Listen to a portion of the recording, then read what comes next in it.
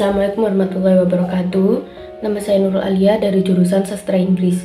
Di sini saya akan menjelaskan tentang pentingnya prokes 5M dan pentingnya vaksinasi. Coronavirus datang pada tahun 2019, tepatnya di Wuhan, Cina, di mana banyak orang-orang yang terkena virus dan meninggal.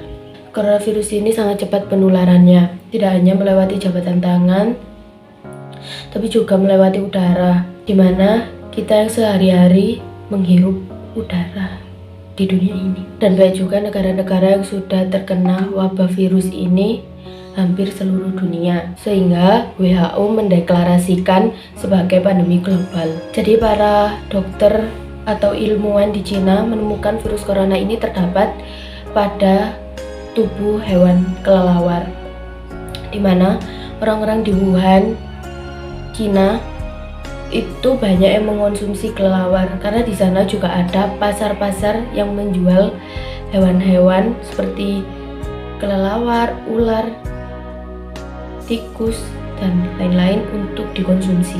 Selama 70 tahun terakhir, para ilmuwan menemukan bahwa hewan-hewan yang terinfeksi virus corona ini adalah tikus, kucing, anjing, kuda, dan hewan ternak. Terkadang hewan-hewan ini dapat menularkan virus kepada manusia. Jadi urutan penularannya itu dari hewan ke manusia dan manusia ke manusia lainnya. Dan saat itulah Indonesia mengumumkan adanya lockdown atau tetap di rumah atau stay at home. Jadi stay at home itu adalah semua dilakukan dari rumah, seperti bekerja dari rumah, sekolah dari rumah. Pada awalnya Indonesia juga meliburkan sekolah hanya 2 minggu untuk mengurangi penularan virus corona ini, karena virus corona ini dapat menghilang dari tubuh manusia selama 2 minggu. Tetapi karena virus corona ini semakin banyak yang terkena, semakin penularannya semakin meningkat. Yang awalnya diliburkan hanya 2 minggu menjadi 2 tahun, dan sampai sekarang sekolah-sekolah masih menggunakan sistem sekolah online. Dan seluruh dunia menerapkan prokes 5M. Apa saja 5M itu? Mari kita lihat video. Hai guys, jadi aku di sini akan mempraktekkan prokes 5M.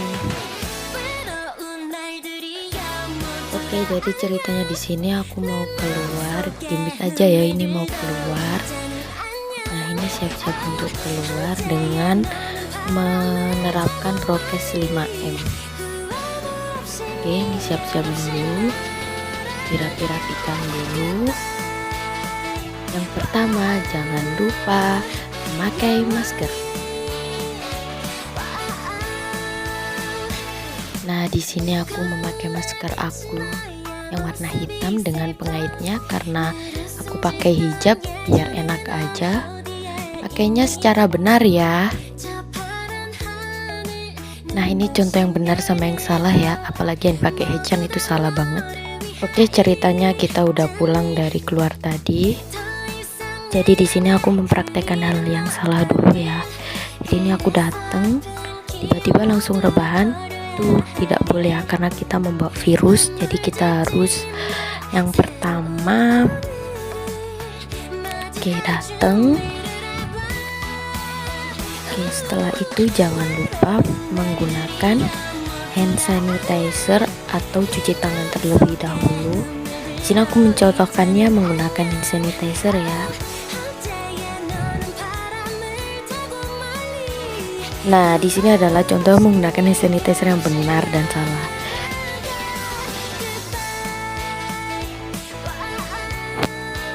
Nah, tangan kita menjadi bersih. Sip. Jangan lupa pakai hand sanitizer. Nah, terus aku mau ngapain itu ya? Aduh, aku bingung. Yang itu selanjutnya ya, bukan yang kedua, yang selanjutnya. Kita harus melepas masker dulu, melepas kaitannya. Setelah itu jangan lupa jatuh guys. Setelah itu jangan lupa masker, karena ini sekali pakai, jadi sebelum dibuang kita harus memotongnya biar gak didaur ulang ya orang dan dibuang. Di sini aku mandi terlebih dahulu karena ini dari awal luar ya, jadi banyaklah virus, mungkin kemungkinan virus-virus yang datang. Nah setelah itu jangan lupa baju-baju yang udah kita pakai kita taruh ember untuk langsung dicuci karena kita habis dari luar.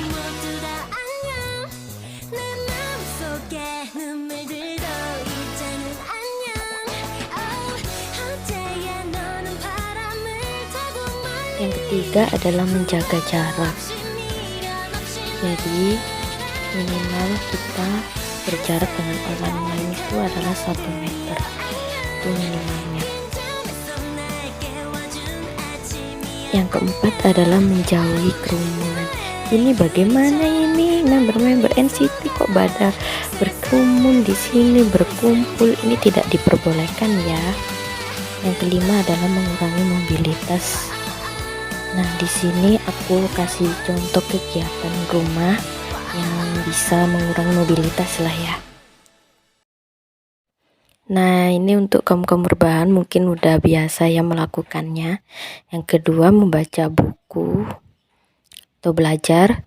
Yang ketiga, melakukan hobi seperti aku di sini melakukan hobi aku yaitu streaming NCT.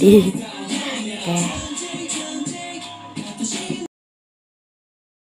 Kali ini saya akan menjelaskan tentang pentingnya vaksin.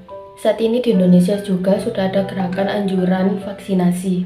Setelah beberapa lama waktunya akhirnya vaksin COVID-19 ini ditemukan dan sudah bisa digunakan. Dan warga Indonesia dianjurkan untuk vaksin agar coronavirus yang ada di Indonesia ini semakin hilang atau semakin berkurang. Sejak vaksin COVID-19 tiba di Indonesia, tidak sedikit masyarakat Indonesia yang setuju dengan anjuran pemerintah yaitu vaksinasi COVID-19. Padahal pemberian vaksin ini sangatlah penting untuk memulihkan kembali kondisi sosial dan ekonomi negara Indonesia ini. Vaksinasi atau imunisasi ini bertujuan untuk membentuk sistem kekebalan tubuh manusia. Tujuan dari vaksin ini adalah untuk mencegah orang-orang agar tidak terkena virus COVID ini dan juga mengurangi angka kematian akibat virus ini. Vaksin ini dapat memperkecil kemungkinan terjadinya gejala-gejala besar dari komplikasi COVID-19 ini. Selain itu, vaksin COVID-19 bertujuan untuk mendorong terbentuknya herd immunity atau kekebalan kelompok. Hal ini penting karena ada sebagian orang yang tidak bisa divaksin karena alasan tertentu. Orang-orang yang tidak dianjurkan untuk divaksin adalah anak-anak dan remaja yang usianya di bawah 18 tahun dan orang-orang yang memiliki penyakit tertentu, contohnya diabetes atau hipertensi yang tidak terkontrol. Dengan mendapatkan vaksin COVID-19 ini, Anda tidak hanya melindungi diri Anda sendiri, tapi Anda juga melindungi orang-orang di sekitar Anda yang mungkin tidak memiliki kekebalan terhadap virus corona ini. Nah, mengapa orang-orang di Indonesia ini masih banyak yang belum setuju dengan anjuran vaksinasi ini? Karena yang pertama, orang-orang Indonesia terlalu memakan hoax atau terlalu menerima berita mentah-mentah. Jadi, waktu itu pernah ada berita yang katanya vaksin itu haram, tapi oleh MUI juga dilabelkan kalau vaksin ini halal karena untuk berobat ya, untuk menjaga kesehatan tubuh. Itu katanya dari MUI itu juga boleh digunakan karena untuk menjaga tubuh. Yang kedua, karena mungkin pendapat orang-orang itu vaksin itu tidak menjamin kesehatan, tapi setidaknya kita harus berusaha untuk menjaga tubuh kita sendiri. Yang ketiga, banyak orang-orang takut akan vaksin karena efek sampingnya, yaitu yang demam atau lain sebagainya. Mungkin inilah beberapa faktor kenapa orang Indonesia masih banyak yang belum setuju. Kurang lebihnya mohon maaf dan terima kasih. Assalamualaikum warahmatullahi wabarakatuh.